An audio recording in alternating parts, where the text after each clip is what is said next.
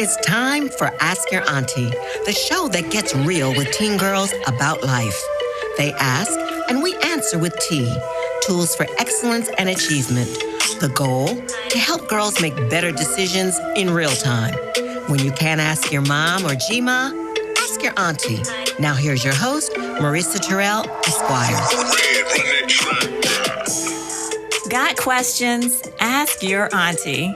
I'm Marissa Terrell, but you can call me Auntie M. And when I'm not helping designers protect their brand names with trademark law, I work as the director of the High Tea Society Foundation and the host of this podcast, Ask Your Auntie. Now, we provide teen girls with reliable answers to their questions, and our featured guests share personal stories of agency and impact in the fields of life skills, relationships, self-care, health, and career planning. You name it. Our ultimate goal is to help girls make better decisions in real time through storytelling, not fairy tales. In this safe space, we will explore personal stories of real folks who have successfully navigated high school and beyond. Our guests have all been there and done that and want to share what they've learned with the next generation. Because trial and error is no way to live. Sometimes you need to ask for directions. So let's meet our guest for today, Auntie Karen. Welcome to Ask Your Auntie. Now, before we get started, tell us your full name. My full name is Karen Pearson Samara. Karen Pearson Samara. Okay. Well, Auntie Karen is no stranger to the High Tea Society. She has been volunteering since, I think you said 2008? Yes. That's a long time. There's a ton of nonprofits in the DMV. How did you settle on this particular group? When I first met our founder, Judge Mary Terrell. Yes. She gave me the mission and the message for how she saw high tea. Okay. And I wanted to be a part of it. In the past, I had worked with delinquent girls. Yeah. So teen girls were already in your heart. Okay. Yeah, and this sounded like a perfect fit to do. And Judge Terrell is persuasive. Very. Extremely. She's persuasive, and she is a true believer. She has been working with girls as long as I've known her, and I've known her many, many years, okay? But she's just working in high schools, working in elementary school as a teacher, as a principal, then as a prosecutor, and then as a judge, and then back working with kids again with this program. So many different things. And I'm so glad that she was able to say something that inspired you to work with us. Now, do you recall some of your favorite high tea programs? The after-school programs, which we ran in the elementary schools, Yeah. were just wonderful. I would do the shopping, to do crafts, cooking. We did all kinds of stuff. But my favorite was our holiday tea. Oh, I love the holiday teas. Now, the holiday teas were such a wonderful time. You imagine like a big space, maybe 40 tables of 10 folks to a table with full tea settings and live music. And we would give awards like teacups to celebrate different folks and their contributions. Yeah, the teas were really, really wonderful. COVID kind of slowed us down a bit, but we hope to bring those back. Okay. Well, thank you for all you do and all you have done to ensure the success of this program. But we want to hear even more about you, Auntie Karen, because I want to remind our girls, and on this program we call our girls sugars. So I'm going to remind all the sugars out there why it is so important to never take advice from someone who you don't trust or you don't respect. Because, you don't get directions from somebody who is lost, right? So we're going to sit here and try to get to know Auntie Karen a bit so that we can see, okay, is this someone we could take some sound advice from? Okay. So where do you live right now, Auntie Silver Karen? Spring, Maryland. Okay, she's a local girl. Okay, so she's around here, Silver Spring. But you have not always lived there. No, you're from? I'm originally from South Philadelphia. South Philadelphia, okay. And what do you do now, as for work? I run my friend's cardiology practice. Okay, so working in a medical office, okay. Do you have a background in medicine? No. No. I was a teacher, I was a counselor, and one day she said, why don't you come work for me? Doctors need a good right hand They always do. that they can trust, that they can keep up with their finances and run their practice. And she and I were friends before, never even thought about it, but I've been there now 30 years. Yeah, 30 years this past Dr. May. Davison is amazing. Matter of fact, but very straight shooter. That's what I know And about we're her. saving lives. Yes, We're she is saving serious, lives. and I love her conversations about nutrition and all, and what you need to do to keep yourself healthy. So, thank you very much. Okay, so we know where you're from. We know where you are now. What do you do for fun? My favorite fun activity is yoga and Qigong. What's Qigong? Qigong is it's like, do you know Tai Chi? Yes. Okay, it's like between Tai Chi and yoga. So it's different. It's not as slow moving as Tai Chi, but you do a lot more movements, different characteristics in Qigong, a lot of spiritual work, talking about different things, a lot of breath work. And yoga is my passion. I've been doing yoga for a long time, 16 years with the same teacher. What I understand about yoga, when I was younger, I was just thinking, oh, this is so slow. But now, and even as I got into it more in college, I thought, no, this is helpful. You actually have to be quite strong to do It's exercise with the breath. Yeah, so it's not just hopping up and down, but breathing and working. It's work. It's actually work. And it's rhythmic enough that you have time to think. Yep. And pray and do spiritual Meditate. work. And yes, it's quite nice. And Tai Chi is super fun too. Think for my girls out there, like karate, but like super slowed down. So you are doing a lot of movements, but they're fluid and it's almost like a dance. But to do it right, you have to be precise. That's what I recall about that. Okay. All right. So you're still, physically active and doing a lot of things. That's terrific. Okay. What would you say your superpower is? I can connect people. Okay. Somehow, I just know you know something, and this person comes, and I connect them, and the people actually take my connections, and lots of them have worked out for different activities or jobs or education. But I know a lot of things, and just a little bit about a lot, and these connections seem to work, and I really believe our people need to be connected. You can't keep us all to yourself. You have to share what you know, and if I know something, I'm going to tell you, and if you take it, you take it. If you don't, I don't feel bad. But we had a group once, and I said that everybody nodded their head. Yes, all of them had a connection story, I guess, of something I did, so that's what that's beautiful. I mean, I guess they could call you the plug, somebody who always, can connect the dots, because Mom used to say that she was a jack of all trades. Sometimes you think if you're doing all these different things, maybe you're not a specialist in anything, but that's okay. But that's okay. That's our specialty. That's a gift. So I think that is a great superpower. I really do. Okay. So are you married? No, I am a divorced widow. I was married to my first husband. That's how I got here. And then my second husband of 31 years passed away. Oh, so sorry to hear that. Okay, but have had some experiences. Oh, yeah. Yes. You have some wisdom to share. Okay. What about children? I have 2 children, a daughter who just turned 37, my and my goodness. son is 31. And they're successful in their careers and very happy people. So I'm glad. Wonderful. They're Happy the children loves are of a my blessing. life. They are the loves of my life. The Okay. best job I ever had was raising them. Oh, my goodness. Wonderful, wonderful. And are they local? Are they here? My daughter is here, and my son is in New York. Okay, so not too far. All right. So now you mentioned that you grew up in South Philly. So I'm trying to think. I'm casting my mind to South Philly, and I'm wanting you to help me paint this picture of what it was like growing up there. First, where did you fit in the family? I'm the oldest of 3. The oldest of 3. 2 girls? I was first, my sister 2.5 years later, and then my brother, he's way down the food chain. He's 9 years younger than me. Oh my goodness. Was that a surprise? Yeah. Okay. Yeah. All right. So you're the oldest. Did you have a lot of responsibilities as being the oldest? Well, I lived in a home. My parents separated when I was quite young. I was 6. Okay. Excuse me, I was 9. My sister was 6. My brother was only 6 months old. Oh, my. And we moved in with my grandparents. So they were there. So we didn't cook. We didn't have those kind of things. My responsibility was picking him up from school, which was a ways from where we lived. Oh, so my. every day I would go and get my walk on and pick him up and bring him back, and that was my job. Yeah, that's Get a big him started job. with his homework, and then waited till everybody got home. We would eat and move on. So you were very trustworthy. to be able to do that on your own. Yeah.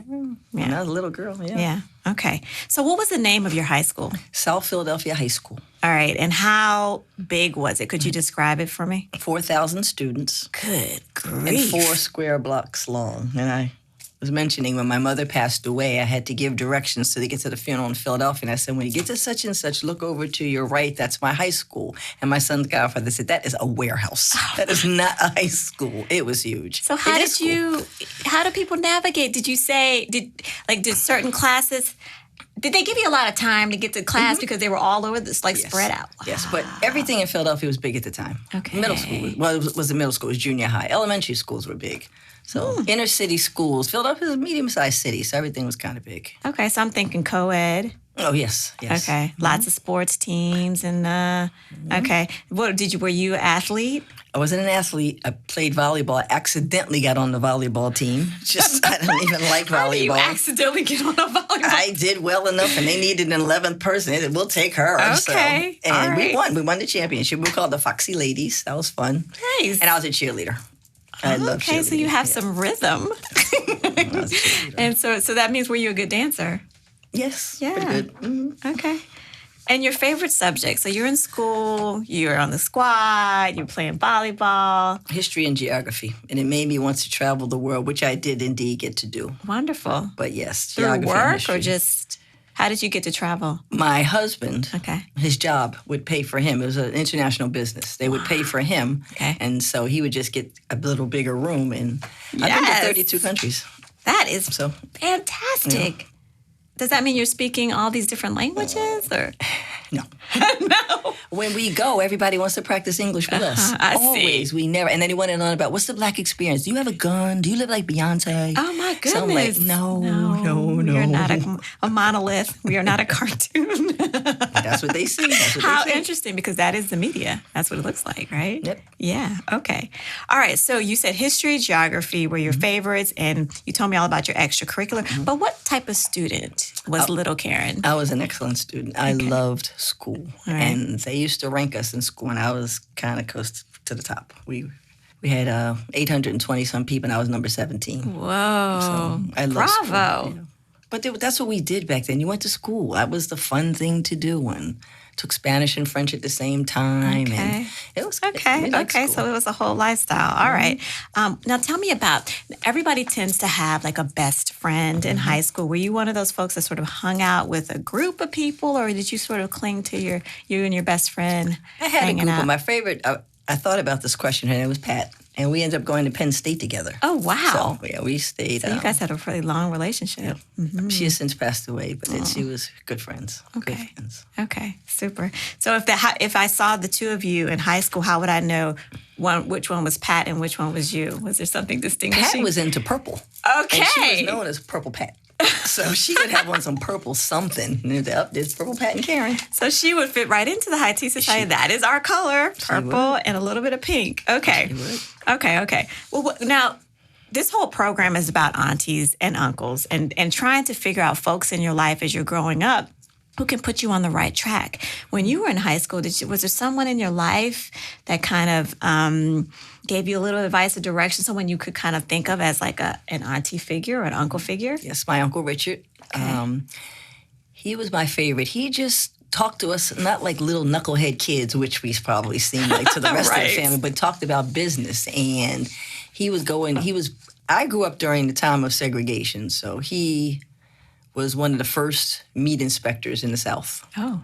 And it was really a real government. He had a government job, but he liked rehabbing houses, and he just liked working with his hands. But he bought some property once, he told us, in Florida.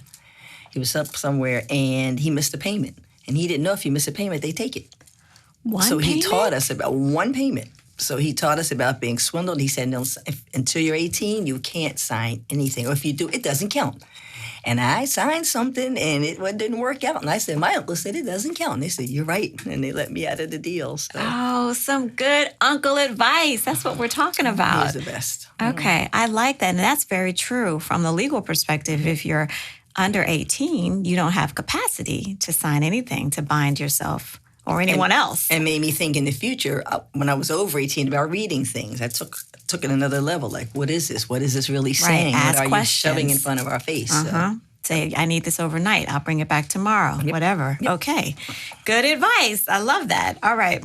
So, today I kind of think, this is like our safe space, right? We want to sort of present this as a place where folks can ask their questions, and we want to dedicate this episode, like we dedicate all our episodes, to someone. I'm feeling like we might dedicate this to the younger Karen. Okay. The young Karen. Did you have a nickname that folks called you? Not really. No? Really? I had one aunt called me Big Den, but my sister was Little Jack, and not really, just Karen. Big what? And I was never big, and my sister was way bigger than me, so I don't know. I don't know where she came up with that. They make up names. I have had them in the future, later in life, but they just call me Karen. That's so funny. I had so many nicknames, but this is not about me today. This is about you, so we're going to stay right there. All right, so we're going to dedicate this episode to Karen in high school. And here's the first question, because remember, these questions are coming from all over the DMV. A lot of our questions today are coming from Washington Leadership Academy. This is a program that we worked with some girls there last semester, and they presented us in that program. It was a really interesting program. It was like a peer counseling program. And they would present us with questions, and we would try to all together conduct research and then try to come up with different answers to those questions. The point is that we want folks to, before they take action, to think about those consequences, and to also ask around, but ask people that you feel like might have something interesting to say to you. Okay, so here's a question. Do the decisions I make in high school even matter? Because I'm just a kid, right? Yes. Well, I came through when there was actual tracking in school.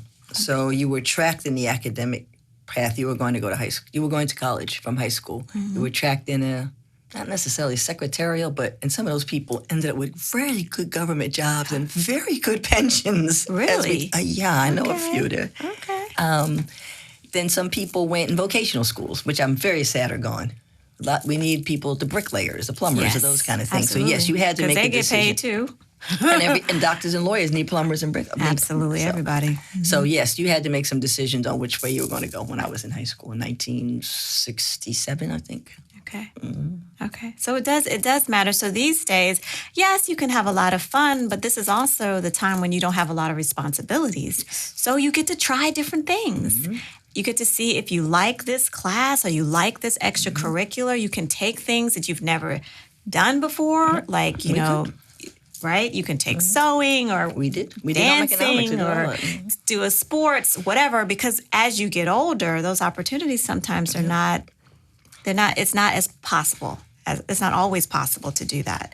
Okay, so the decisions you make in high school do matter. So thanks for sharing that. Okay, and they can affect the trajectory. Okay, here's another question. We know that marijuana use in Washington, D.C. is really prevalent, right? Everywhere you go, it's lingering in the air.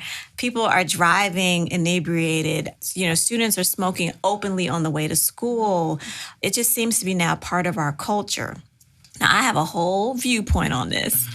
I feel like it is a way to sort of keep people calm because things are getting a little crazy. I don't know why, the government has sort of opened this up. But I'd like to hear, let's talk a little bit about this. The question, should I use marijuana in high school? What do you think? Is this a good idea? No. Because the mind is still developing. You don't really know where this is coming from. People are adding things to make you come back and get more. And this new government weed at these dispensaries, I don't know what that is. Super strong. And it smells. They come into our office and the whole office smells when they leave. Yeah. That's not the way marijuana was in the 70s. Not right. So not pure. Yeah, I don't know what that stuff is. And if in one of our sessions that we did with our girls at Washington Leadership we actually went through the DC code, and we went through and saw that actually it's illegal for folks under 21 to use, and that if you are using, you're supposed to be doing this at home, never in the street, and certainly not in public spaces. The other thing was interesting about D.C. is that there's a lot of federal land. You can't smoke on federal land. Wow. And it's very hard in D.C. to know what's federal and what's not. So you certainly can still get arrested on federal land. I like to say that if you are smoking, it gives a police officer a reason to talk with you, to hold you, to harass you, interview you, to harass, to arrest, to whatever. They have a reason now to engage. Right. And so you don't want to give folks a reason to engage with you. So think about that twice. And I love what you said about your brain. High school, your brain is developing. That's the part of your brain that helps you make decisions. And so if you're constantly sedating it, then you're going to have some problems probably with making decisions. All right, so maybe not such a great idea, and certainly not on your way to school. No. That's going to affect your whole day. Exactly. All right. What about this question? Here's another question from our girls. What about spirit? What about relationships with God and your spiritual practices? Do you think that God is real? Yes. I do. How do you know that? Is there something that happened to you? Things happen every day that I don't have any control over. And how did this work? This peg fit in this round hole somehow? Things work out for me. Yes, there is definitely. I do not have a regular religious practice.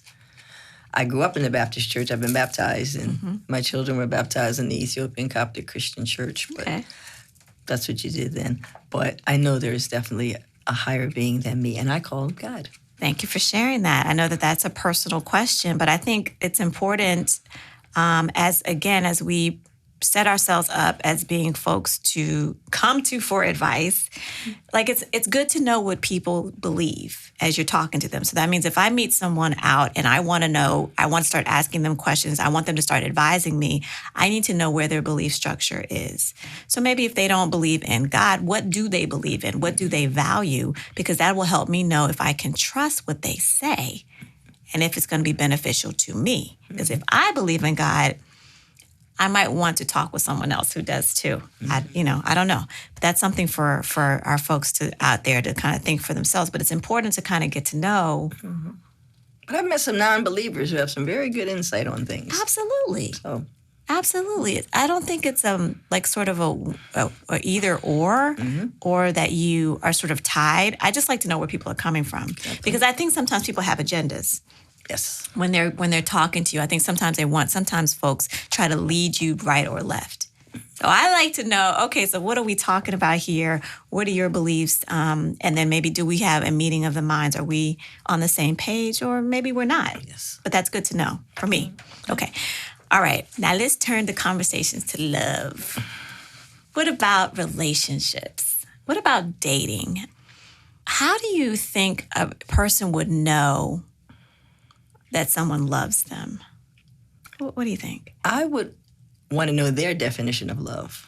What does love mean to me? Because people got some very different ideas out here of what it is. So what do you think is love? What will you accept and not accept?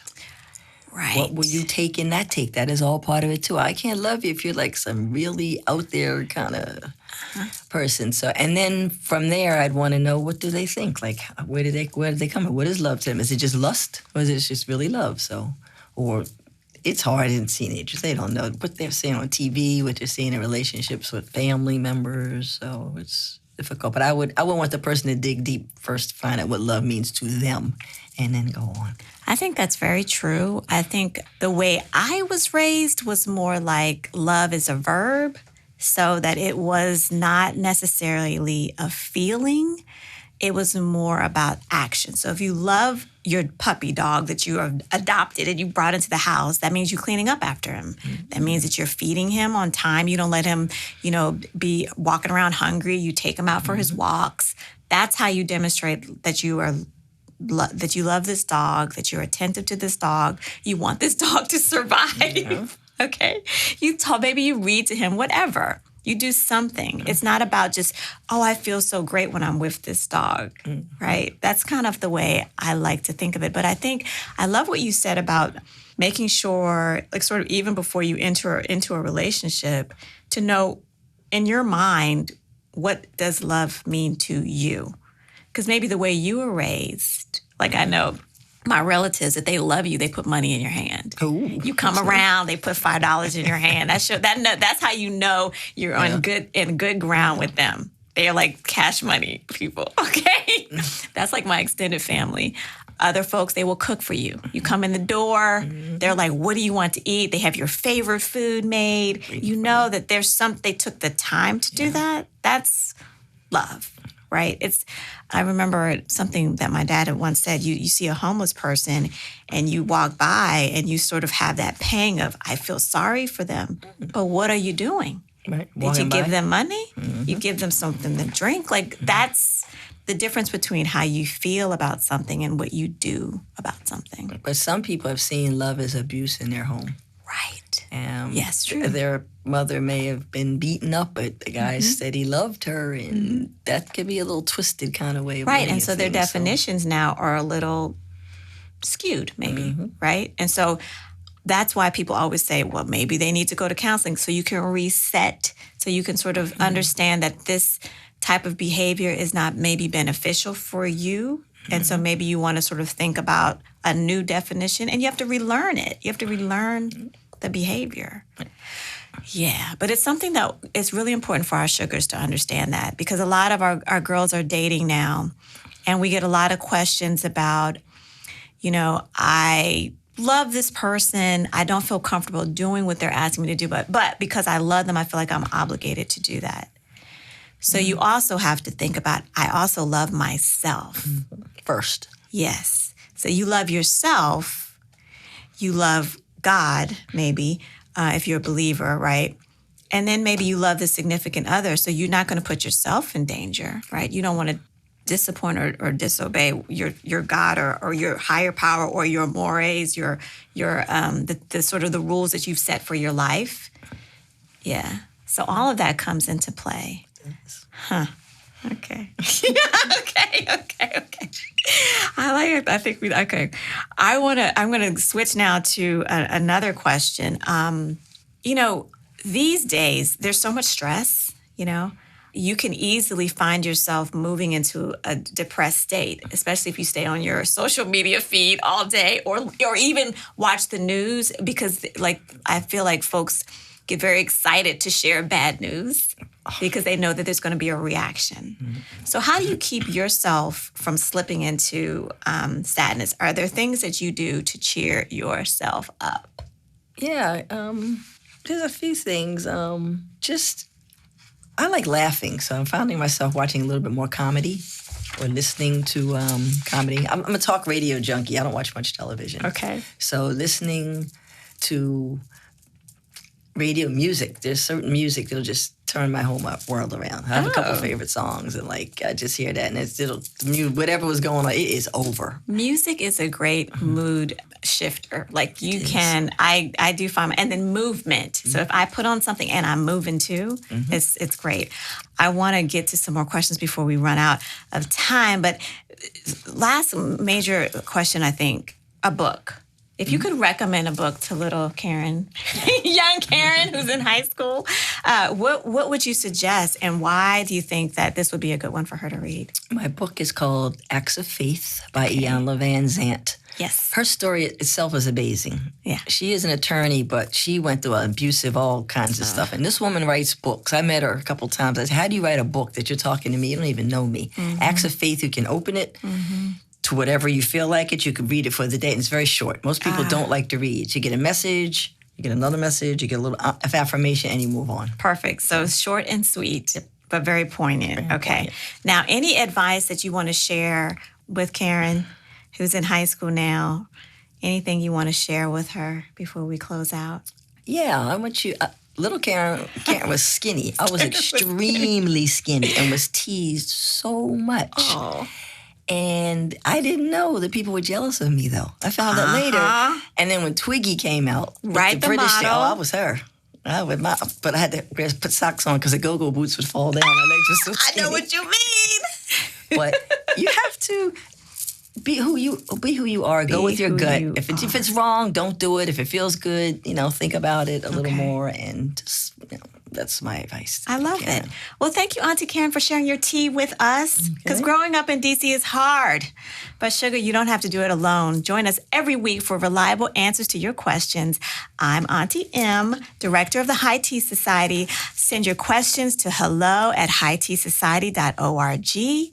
And you can DM us at High Tea Society INC. We have the tea to help girls succeed, and that would be tools for excellence and achievement. See you next time. You've been listening to Ask Your Auntie with your host, Marisa Terrell, Esquire. The transition from girlhood to womanhood can be difficult without guidance. We have the tea to help girls succeed. When you can't ask your mom or G-Ma, ask your auntie. Red, run that track.